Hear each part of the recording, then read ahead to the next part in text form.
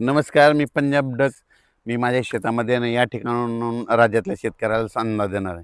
कारण की काय झालं, नंदुरबारकडे काल थोड्याफार प्रमाणात पाऊस पडला. आज देखील नंदुरबार जिल्ह्यामध्ये तुरळक ठिकाणी 1-2 ठिकाणी फक्त स्थानिक वातावरण तयार होऊन पाऊस पडणार आहे. पण राज्यातल्या सर्व शेतकऱ्याचं कांदा काढणी चालू आहे, हळद काढणी चालू आहे, गहू काढणी चालू आहे.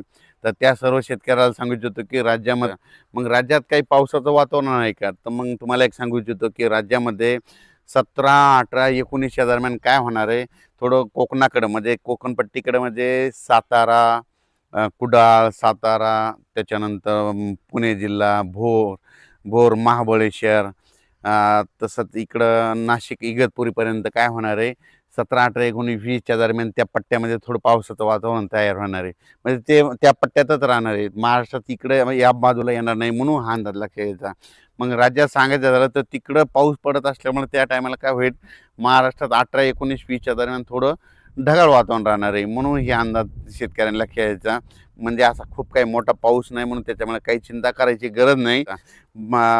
राज्यातल्या पूर्व विदर्भ म्हणजे पूर्व विदर्भामध्ये वर्धा जिल्हा झालं, नागपूर जिल्हा झालं, भंडारा जिल्हा झालं, चंद्रपूर, यवतमाळ, त्याच्यानंतर अकोला, वाशिम, त्याच्यानंतर इकडं बुलढाणा, अमरावती, या जिल्ह्यातल्या शेतकऱ्याला सांगू इच्छितो की सध्या तरी तुमच्याकडं पावसाचं वातावरण नाही म्हणून हा अंदाज लक्षात घ्यायचा. चांगली उन्हाची तीव्रता वाढत जाणार आहे. 42, 43, 44 अंशापर्यंत उन्हाचा पारवतो वाढत जाणार आहे. म्हणून हा अंदाज विदर्भातल्या 6 आणि 5, 11 जिल्ह्यातल्या शेतकऱ्यांनी लक्षात घ्यायचा. त्याच्यानंतर आपण मराठवाड्याकडे वळू. मराठवाड्याकडे नांदेड जिल्हा झालं, हिंगोली जिल्हा झालं, परभणी जिल्हा झालं, जालना जिल्हा झालं, संभाजीनगर, बीड जिल्हा झालं, धाराशिव जिल्हा, लातूर जिल्हा, ह्या मराठवाड्यातल्या सर्व शेतकऱ्याला सांगू इच्छितो की तुमचा हळद असेल, कांदा असेल, काढायला सुरुवात करा. कारण की सध्या तरी पाऊस 20 तारखेपर्यंत कसलं वातावरण नाही, फक्त 18, 19च्या दरम्यान थोडं ढगाळ वातावरण राहणार आहे. म्हणून हे तेवढंच अंदाज त्यांनी लक्षात घ्यायचा. कारण की त्याच्यानंतर आपण काय करू, इकडं उत्तर महाराष्ट्राकडं अहिल्यानगर जिल्हा, अहिल्यानगर, नंदुरबार, धुळे, जळगाव, नाशिक या जिल्ह्यातल्या शेतकऱ्याला सांगू इच्छितो की जळगाव जिल्ह्यातल्या शेतकऱ्याला सांगू इच्छितो तुमच्याकडे सध्या तरी पावसाचं वातावरण नाही चांगला, असं म्हणजे मागं जसा पडला तसं अवकाळीचं सावट नाही. स्थानिक वातावरण तयार होऊन थोडंफार होत असते म्हणून त्याच्यामुळे एवढी काही चिंता करायची गरज नाही. म्हणून उत्तर महाराष्ट्रातल्या शेतकऱ्यांनी कांदे काढायला हरकत नाही, गहू काढायला हरकत नाही. कारण की सध्या तरी पाऊस नाही, मग आता ऊन वाढत जाणार आहे, वारं सुटणार आहे, म्हणून हे लक्षात यायचं.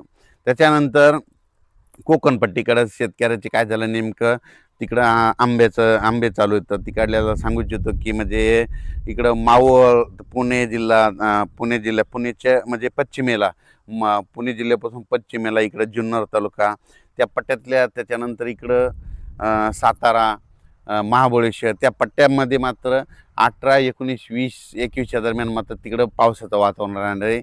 काही ठिकाणी पाऊस पडणार आहे. म्हणून हा अंदाज त्या कोकणपट्टीच्या शेतकऱ्यांनी लक्षात घ्यायचा.